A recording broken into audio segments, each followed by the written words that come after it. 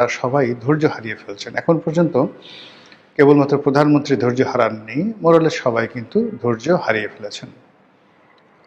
অনেকে সীমা অতিক্রম করেছেন, অনেকে যাকে বলা হয় আনন্দের অতিসাহ্যে বা ফ্রাস্ট্রেশন, হতাশার যাকে বলা হয় গভীর সমুদ্রে নিমজ্জিত হয়ে এমন সব কথাবার্তা বলছেন, এমন সব কাণ্ড করছেন যেগুলো আসলে তাদের মানায় না। তো যেটা বলছিলাম যে ওই সময়টাতে লন্ডন বৈঠকের পরে এটি মোটামুটি স্পষ্ট হয়ে পড়ে যে আগামীতে বিএনপি যদি ক্ষমতায় আসে তাহলে ডক্টর মোহাম্মদ ইউনূসই রাষ্ট্রপতি হবেন। এই জন্য রাষ্ট্রপতি পদটিকে সাজানো হয়, এজন্য রাষ্ট্রপতি পদটিকে যাকে বলা হয় গ্লোরিফাই করা হয়, সংস্কার প্রস্তাবে ক্ষমতা বাড়ানো হয়, ইত্যাদি ইত্যাদি অনেক কিছু।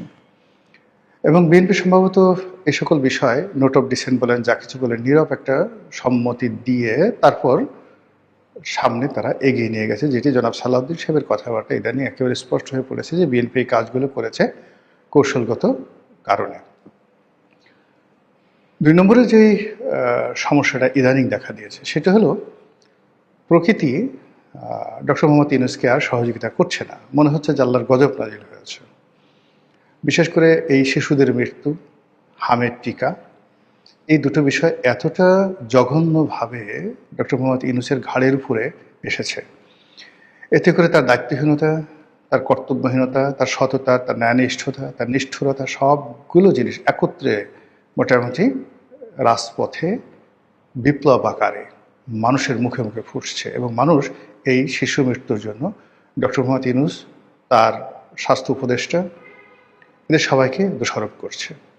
এবং এত বড় হত্যাকাণ্ড, এত বড় জঘন্য ঘটনায় সারা দেশ এমনভাবে ফুঁসছে যে এখন স্বয়ং ডোনাল্ড ট্রাম্প চেষ্টা করলেও ডক্টর মোহাম্মদ ইউনূসকে ক্ষমতায় বসাতে পারবেন না।